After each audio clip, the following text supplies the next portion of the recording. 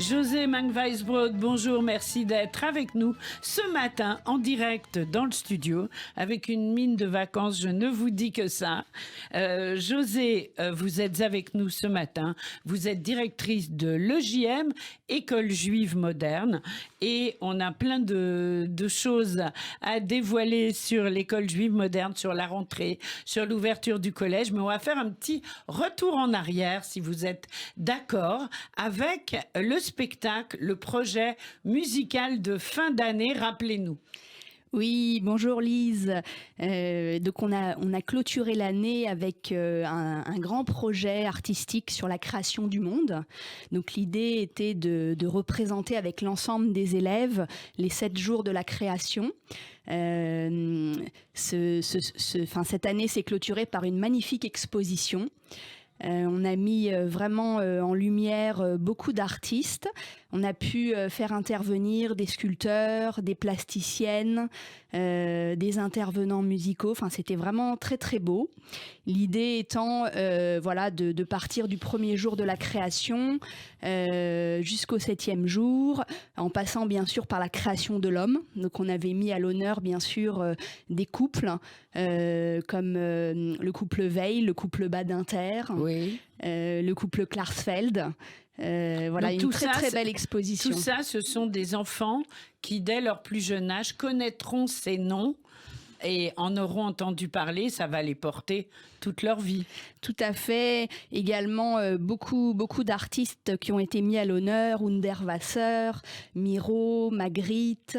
Voilà, on a vraiment travaillé pour cette exposition et c'était magnifique. Enfin, la lumière originelle, en tout cas, était bien présente. Eh bien, une expo magnifique qui n'est plus d'actualité pour la rentrée. On a remis les travaux aux élèves. D'accord. Voilà. Donc c'est bien. Ok. Et il y a eu des anecdotes avec les élèves. Ils ont dit des choses qui vous ont un peu amusé. Je crois que c'était très fort parce que ça faisait 18 mois qu'on n'avait pas rassemblé les familles. Oui. Et donc il y avait vraiment cette nécessité de se retrouver tous ensemble. Et chaque classe a mené un projet en profondeur avec une grande liberté pédagogique. Et on a eu vraiment des projets musicaux vraiment très très beaux, de la danse. On a travaillé également avec une chorégraphe. Et donc vraiment c'était magnifique de pouvoir se retrouver après cette période difficile avec les parents. Et vous avez été en Zoom pendant toute la pandémie ou il y avait aussi des cours en présentiel? On a vraiment alterné entre l'école à la maison et l'école en présentiel, sans interruption du tout, puisque même au moment des confinements, on avait les enfants de soignants à l'école.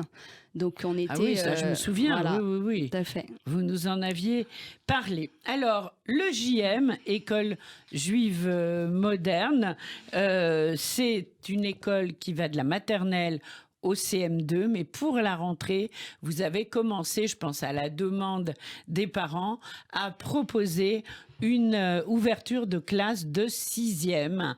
Alors, est-ce que vous êtes sous contrat? Quelle va être la pédagogie envisagée? En 6e, on n'est plus en CM2. Racontez-nous.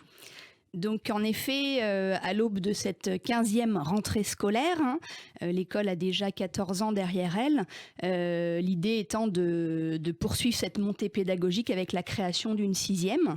Donc les programmes sont pleinement en conformité avec les programmes de l'éducation nationale et le socle de compétences, de connaissances. L'idée, c'est une petite structure à taille humaine avec environ une quinzaine d'élèves pour commencer et à horizon 2025, un collège avec 120 élèves qui, nous l'espérons, sera parmi la liste des meilleurs collèges d'Île-de-France. Oui, bon, on peut vous faire confiance, je crois pour ça. Alors, une quinzaine d'élèves, la classe n'est pas tout à fait pleine, mais il faut se dépêcher parce qu'il y a beaucoup de demandes et ce serait ballot d'être mis fin juillet sur liste d'attente. Alors justement, racontez-nous, qu'est-ce qui va différencier le programme pédagogique d'une classe de 6e dans un collège lambda avec le JM? Alors déjà, la première chose, je crois que c'est l'approche de l'enfant, c'est cette continuité du travail qu'on a déjà fait en maternelle et en primaire. c'est cette approche du jeune qui se veut bienveillante, qui se veut valorisante. L'idée étant vraiment de leur donner confiance en eux pour qu'ils puissent grandir et passer ce cap de l'adolescence qui est parfois un cap de questionnement, un cap qui remue souvent chez les adolescents, de leur donner des référents d'identification forts, beaucoup de rigueur et de les aider à grandir et à se construire. Ça, c'est très important.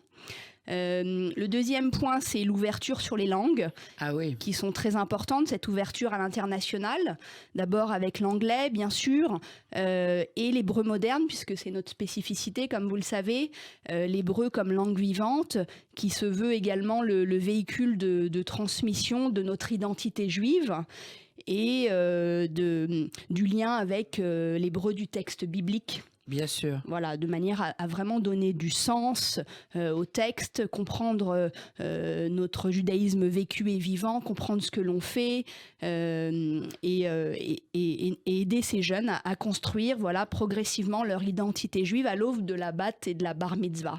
Alors, justement, si des auditrices et des auditeurs qui nous écoutent souhaitent vous contacter, mais que leurs enfants n'ont pas fait l'école primaire avec vous et qu'ils n'ont par exemple jamais fait d'hébreu, qu'est-ce qui se passe?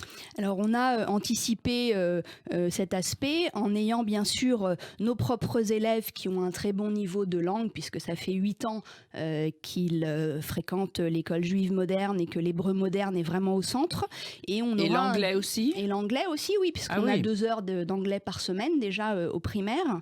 Donc l'idée étant vraiment d'avoir 2 rythmes sur l'hébreu moderne, des enfants qui vont débuter au niveau de la langue, et puis nos élèves qui ont déjà un très bon niveau et qui peuvent rentrer dans l'étude des textes bibliques en hébreu.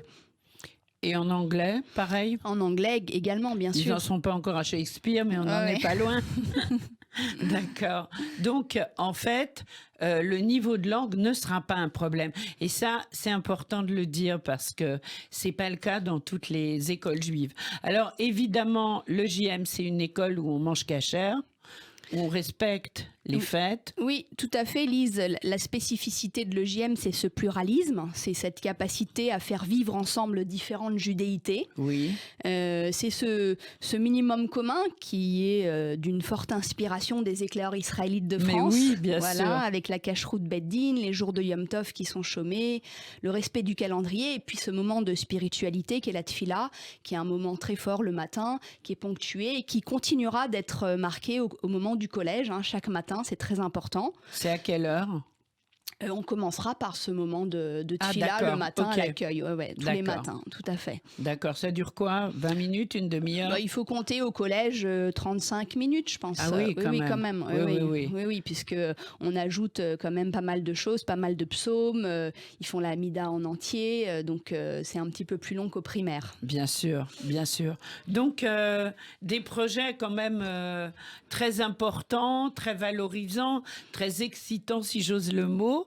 Le JM, c'est aussi des valeurs qu'on transmet donc de la première année de maternelle jusqu'à la 6e. Tout à fait, c'est des valeurs très très fortes. L'idée, en tout cas pour ce collège, c'est d'essayer de responsabiliser ces jeunes, de leur donner un engagement citoyen, un engagement dans la cité, de leur donner la possibilité d'être acteurs dans leur quartier, dans la ville, de participer à des conseils municipaux, de pouvoir transformer la société, voilà, d'être vraiment acteurs. Et déjà au primaire, on leur donnait cette possibilité de mettre la table, de débarrasser. Et je pense qu'avec les jeunes, entre 11 et 15 ans, on peut encore renforcer cet aspect-là et en faire des citoyens de demain. C'est beau ce que vous dites, c'est important évidemment d'en faire des citoyens. Les enfants vous ont beaucoup parlé de la pandémie, du vaccin, etc. Ça a été au centre, évidemment, puisque le masque chez les plus jeunes a été porté à partir du CP. Ah oui. Donc c'était une réalité de notre quotidien. On a eu d'ailleurs des parents de soignants qui nous ont beaucoup aidés cette année pour tester après chaque période de congé scolaire les élèves et faire des tests dans le cadre de l'établissement, ce qui a permis d'isoler des cas positifs ou des cas contacts, voilà, et de permettre à l'école de continuer de fonctionner. Voilà, Et je ça, pense c'était que important. évidemment, vous continuerez comme ça. Un projet de rentrée? Alors oui, le Même collège. plusieurs, j'ai l'impression. Bien sûr, le collège a vraiment une vocation d'ouverture scientifique et technologique. Oui. On a un partenariat très très fort avec le laboratoire Imagine Lab qui est tout près de l'école. L'idée, c'est que les élèves puissent vivre des moments autour des nouvelles technologies, que ce soit de la programmation, du codage, de la robotique. Voilà, ce partenariat, ce sera un partenariat hebdomadaire. C'est aussi l'occasion de créer un pôle scientifique dans le quartier, à quelques mètres de l'école, d'avoir un laboratoire de chimie également, et de permettre aux enfants de manipuler, d'expérimenter et de s'approprier la démarche scientifique.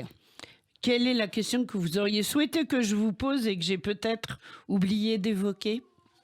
Je terminerai en disant que notre volonté, c'est cette ouverture sur le monde, de naviguer à la fois dans la construction d'une identité juive forte, mais aussi cette ouverture sur le monde qui nous entoure, et de continuer à ouvrir nos élèves sur le monde en leur permettant de sortir en dehors de la classe, dans des musées parisiens, dans des moments de classe de découverte, de vivre des choses vraiment en dehors de la classe, parce qu'on n'apprend pas seulement entre les murs de la classe, on apprend aussi dans la confrontation avec l'autre, dans la relation avec les autres, avec d'autres intervenants, avec d'autres ressources. Alors, pour vous joindre, il y a un téléphone, je vais le donner, c'est le 01 45 74 08 84. Je répète, 01 45 74 08 84. Un site. Oui, le site internet, ejm.paris. Ah d'accord, c'est ce que j'avais, ejm.paris. Et du coup, avec les fêtes qui arrivent très très tôt, les fêtes de Ticherie, quand aura lieu la rentrée à l'EJM? Donc la rentrée se fait de manière anticipée pour la maternelle et le primaire. On fait une rentrée anticipée le 25 août pour les enseignants. Ah oui. Et le 26 août pour les élèves, de manière à faut se reprendre dépêcher, hein. un petit Oui, peu. oui. Voilà. Et pour le collège, on fait une rentrée le 30 août. Voilà. D'accord, parfait. Eh bien, bravo pour tout ça. Bravo pour cette belle pédagogie, José Mang Weisbrot. Et puis, quand vous le souhaitez, bien sûr, dans le studio de Radio J,